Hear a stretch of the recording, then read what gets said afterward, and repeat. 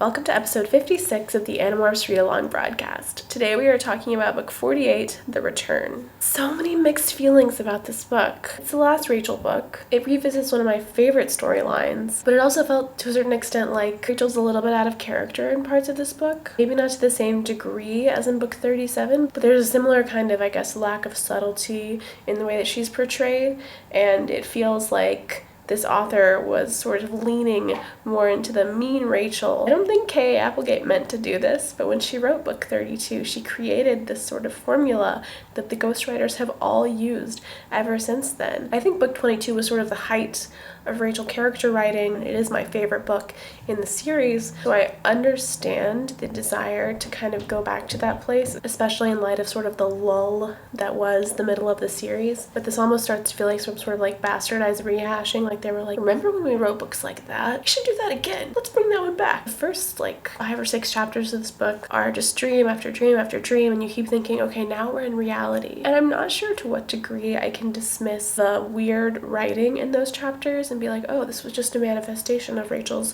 subconscious fears, or oh, this was really bad writing. This book hinges on the relationship between Rachel and Jake, even though Jake himself is not in the book. In fact, no one's in the book except for Cassie.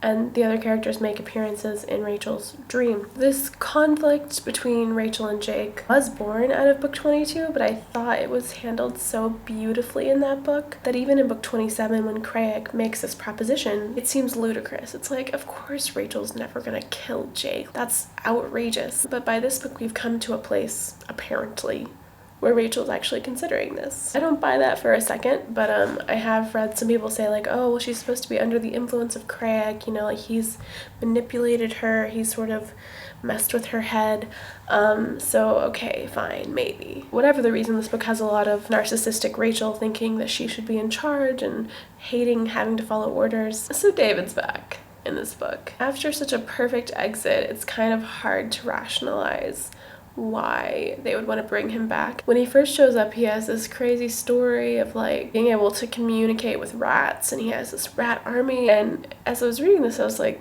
this is so stupid. And then Rachel has this revelation a few chapters later, and she's like, oh yeah, that doesn't make any sense. David, I don't believe you anymore. And I'm like, honey, I'm really embarrassed that it took you this long to figure out that rats don't, join armies and stuff. This kind of contributed to the overall dreamlike nature of the story, but there does come a point at the end of the book where you're like, okay, some of this was real, not all of it, but some of it. I also don't know how this much meddling on Craig's part could be okay according to his rules with the Elemist, because this was some serious reality warping stuff. Craig eventually is hey, David's not the one in charge, I'm the one in charge, and Rachel, if you kill Jake for us, we'll make you into Super Rachel. And then she has this weird matchup in an arena with Visser 3, and they're fighting to the death, and there's all these crazy morphs, and Rachel turns into a plant. But in the end, of course, she's oh yeah, this is really weird and messed up, I'm not gonna do this. Throughout this book, there are these quotes.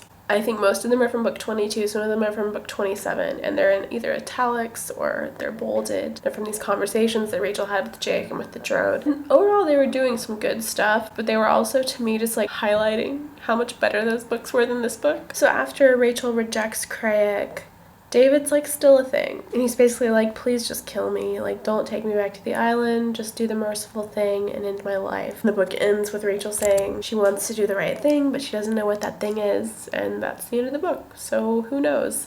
I think she probably killed David, but we never find out. The plot of this book is drugs, and the Rachel characterization varies from wonky to tragically misinformed, but there are some good moments in this book. Rachel's been thinking about her role as the one who does the dirty work, and she realizes I'd been protecting them. Jake, Cassie, Tobias, even Marco and Axe, helping to protect their innocence, letting them see themselves as the good guys. It was a symbiotic relationship, or codependent, whatever. They needed me to be the bad guy, and I needed them to be the good guys. I do think Rachel kind of already had this revelation in book 22, but it wasn't as explicitly stated.